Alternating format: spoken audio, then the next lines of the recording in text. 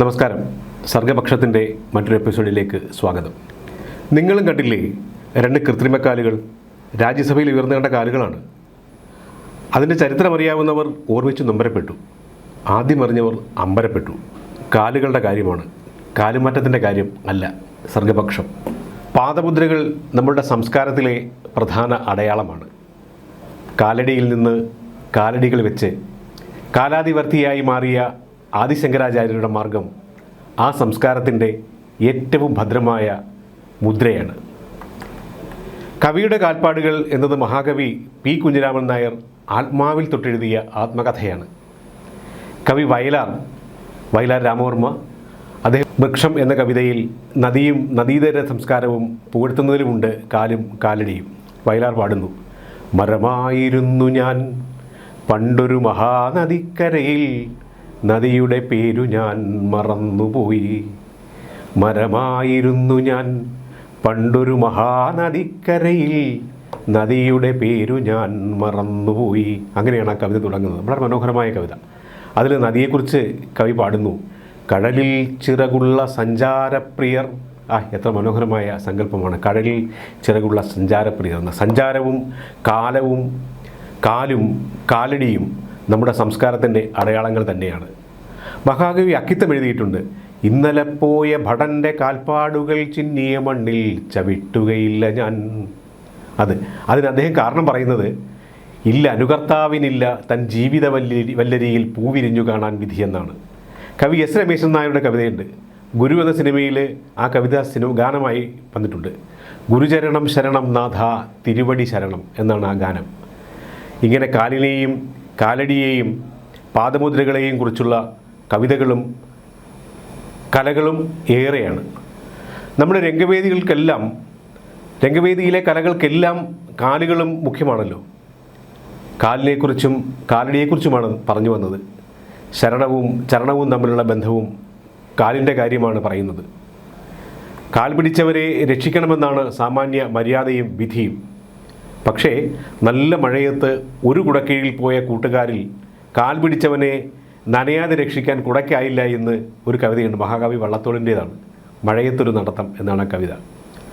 ആരും ആരുടെയും കാലടികൾ പിന്തുടരേണ്ട, ഒറ്റയടിപ്പാതുകൾ സ്വയം ഉണ്ടാക്കുവാൻ വേറിട്ട വഴിയിൽ സഞ്ചരിക്കണം എന്നൊക്കെയാണ് മറ്റു ചിലരുടെ വാദം. പക്ഷേ സഞ്ചാരത്തിൻ്റെയും അന്വേഷണത്തിൻ്റെയും ആശ്രയത്തിൻ്റെയും വഴികൾ മറക്കാതിരിക്കുന്നതാണ് നല്ലത് എന്നും ആർക്കും. അതാണ് അനുഭവിച്ചവരുടെ ഉപദേശവും. സാഹിത്യത്തിലായാലും ചരിത്രത്തിലായാലും സംസ്കാരത്തിലായാലും ഏറെ ശ്രദ്ധേയമായ കാലടികളുടെ കാര്യവും കൂടി പറയാം. സപ്തപതി എന്നൊരു ചടങ്ങ് നമ്മുടെ നാട്ടിൽ ചില വിഭാഗക്കാരുടെ വിവാഹ ആചാരങ്ങളിൽ മുമ്പുണ്ടായിരുന്നു. വേദമന്ത്ര അടിസ്ഥാനത്തിലാണ് അത് രൂപം കൊണ്ടിട്ടുള്ളത്. അഗ്നിസാക്ഷിയാക്കി വരിക്കുന്ന പത്നിയോടൊപ്പം വരൻ അഗ്നിക്ക് ചുറ്റും നടന്ന് 7 അടി 7 കാൽച്ചുവട് വയ്ക്കുന്നതാണ് ഈ ചടങ്ങ്. ഭാര്യാഭർത്താക്കന്മാർ അഗ്നിയുടെ മുമ്പിൽ വന്നാൽ വരൻ വലത് കൈകൊണ്ട് പത്നിയുടെ ഇടത് കാല് പിടിച്ച് സപ്തപദം വെപ്പിക്കലാണ് ഈ ചടങ്ങ്. 7 പാദങ്ങളും മന്ത്രങ്ങളും ചൊല്ലി വയ്ക്കുന്നതാണ് അതിൻ്റെ രീതി. അടിവെച്ച് 6 ലോകങ്ങളും കടന്ന് 7ാം ലോകത്ത് 2 പേരും എത്തിച്ചേരുന്നുവെന്നാണ് അതിൻ്റെ സങ്കല്പം. എത്ര മനോഹരമായ സങ്കല്പമാണ്! ആദികാവ്യമായ രാമായണത്തിലുണ്ട് യാത്രയുടെ, കാലടിയുടെ, പാദത്തിൻ്റെ, പാദരക്ഷയുടെ ഇതിഹാസം. രാമായണം തന്നെ രാമൻ്റെ യാത്രയാണല്ലോ. രാമനില്ലാത്തപ്പോൾ രാമൻ്റെ പാദകം സിംഹാസനത്തിൽ വെച്ച് രാമരാജ്യ ധർമ്മം നടപ്പാക്കിയതാണ് ഭരതൻ്റെ ഭരണത്തിലെ ചരിത്രം. ഭരണാധികാരിയാകേണ്ട ശ്രീരാമൻ അത് ത്യജിച്ച് യാത്രകളിലൂടെ നാട്ടിലും കാട്ടിലും കടലിനപ്പുറത്തെ മറുകരയിലും ധർമ്മം പുനഃസ്ഥാപിച്ചതാണല്ലോ ശ്രീരാമ കഥ. അതേ ശ്രീരാമവംശത്തിൽ മറ്റൊരു ഭരണാധിപൻ്റെ ചരിത്രം പറയുന്നുണ്ട്. വാൽമീകി രാമായണത്തിൽ അതുണ്ട്. അത് ഹരിവംശത്തിലും അതിനു മുമ്പ് വിഷ്ണുപുരാണത്തിലും ഈ ഭാഗം പരാമർശിക്കുന്നുണ്ട്. മഹാകവി കാളിദാസൻ അത് തൻ്റെ രഘുവംശം എന്ന മഹാകാവ്യത്തിൽ വർണ്ണിക്കുന്നുണ്ട്. അഗ്നിവർണ്ണൻ എന്നാണ് ആ രാജാവിൻ്റെ പേര്. പിതാവായ സുദർശനിൽ നിന്ന് അധികാരം ലഭിച്ച അഗ്നിവർണ്ണൻ വിഷയസുഖങ്ങളിൽ മാത്രം ശ്രദ്ധിച്ച് രാജ്യഭരണമൊക്കെ മന്ത്രിമാരെയോ മറ്റ് കിങ്കരന്മാരെയോ ഏൽപ്പിച്ച് വിഷയാസക്തനായി ജീവിച്ചു. സ്ത്രീ സുഖലോലുപനായ അയാൾ മക്കളുടെയും ബന്ധുക്കളുടെയും മാത്രം ക്ഷേമം മാത്രമാണ് അന്വേഷിച്ചിരുന്നത്. ആ കാര്യങ്ങൾക്കപ്പുറത്തേക്ക് പ്രജകളുടെ കാര്യത്തിൽ യാതൊരു താല്പര്യവും അഗ്നിവർണ്ണൻ ഉണ്ടായിരുന്നില്ല. രാജാവിനെ മുഖം കാണിക്കാൻ ആഗ്രഹിച്ച് ചെന്നവർക്ക് ഒരു കിളിവാതിലിലൂടെ സ്വന്തം കാലുകൾ മാത്രം കാണിച്ച് അഗ്നിവർണ്ണൻ അവരെ തിരിച്ചയച്ചു. രാജ്യഭരണം കുട്ടിച്ചോറായി എന്ന് പ്രത്യേകിച്ച് പറയേണ്ടതില്ലല്ലോ. ഒടുവിൽ യുവാവായിരിക്കെ തന്നെ രാജാവ് ക്ഷയരോഗബാധിതനായി മരിച്ചപ്പോൾ രാജാവിൻ്റെ സംസ്കാരം പോലും മന്ത്രിമാർ രഹസ്യമായി നടത്തിക്കളഞ്ഞു, അദ്ദേഹം ചികിത്സയിലാണെന്ന് പറഞ്ഞുകൊണ്ട്. ഒരു ഭരണാധികാരി എത്രത്തോളം അധപതിക്കാം, പ്രജകളെ എങ്ങനെ അവഗണിക്കാം, അങ്ങനെ അവഗണിച്ചപ്പോൾ ഉണ്ടായ അനുഭവം എന്താണ് തുടങ്ങിയ ഗൗരവമായ കാര്യങ്ങളാണ് കാലുകൾ കൊണ്ട് ഭരിച്ച ആ കഥ പറയുന്നത്. ലോകപ്രസിദ്ധ നാടകകാരനായ കവാലം നാരായണപ്പണിക്കർ അദ്ദേഹത്തിൻ്റെ അഗ്നിവർണ്ണൻ്റെ കാലുകൾ എന്ന പേരിൽ ഒരു നാടകം അവതരിപ്പിച്ചിട്ടുണ്ട്. ജനായത്ത ഭരണത്തിൽ ഭരണാധികാരികളുടെ വീഴ്ചകളെ വിമർശിക്കുന്ന വിഷയമാണ് അതിലുള്ളത്. ആ നാടകം അഗ്നിവർണ്ണൻ്റെ കഥ തന്നെയാണ്. അത് ആധുനിക കാലത്തിനൊപ്പിച്ച് അവതരിപ്പിച്ചു എന്ന് മാത്രം. കാലുകളെക്കുറിച്ചുള്ള കാര്യവിചാരത്തിൽ ഏറ്റവും പുതിയതായി ജനസമക്ഷം വന്ന 2 കാലടികളെ കൂടി പറഞ്ഞ് അവസാനിപ്പിക്കാം. അതാണ് നാം തുടക്കത്തിൽ പറഞ്ഞത്.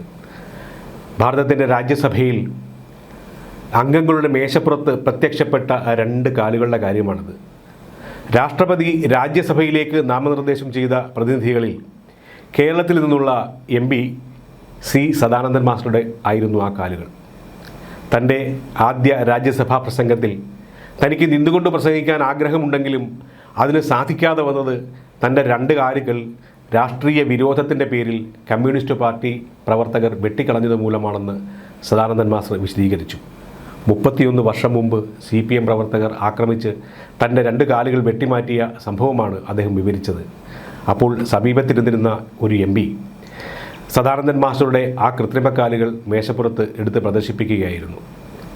അധികാരം കിട്ടിയവർ അണികളെയും അശരണരെയും ശരണാർത്ഥികളെയും കിളിവാതികളിലൂടെ കാലുകൾ കാട്ടി അപമാനിക്കുന്നത് പോലെയുള്ള സ്ഥിതിവിശേഷം ആണ് ഇന്ന് ഇവിടെ. അധികാരമുണ്ടെങ്കിലും ഇല്ലെങ്കിലും അഹങ്കാരവും ആക്രമണവും കൊണ്ട് കാലുകൾ അരിയുന്നവരുടെ ചരിത്രം പറയാനായിരുന്നു രാജ്യസഭയിലെ ആ കാലു കാണിക്കൽ. ഇതിഹാസമായാലും ചരിത്രമായാലും കലയായാലും സാഹിത്യമായാലും സംഭവങ്ങളായാലും കണ്ടും കേട്ടും ആസ്വദിക്കാനുള്ളതാണ്. ഒപ്പം കണ്ണു തുറപ്പിക്കാൻ കൂടിയുള്ളതാണ്. ആ വഴിയിൽ രാജ്യസഭയിൽ കണ്ട ആ കൃത്രിമക്കാലുകൾക്ക് പറയാനുള്ളത് വലിയ ചരിത്രമാണ്. കണ്ണു തുറപ്പിക്കേണ്ട ചരിത്രം. തുറക്കേണ്ടവരുടെ കണ്ണ് തുറക്കട്ടെ. നമസ്കാരം. വീണ്ടും കാണാം.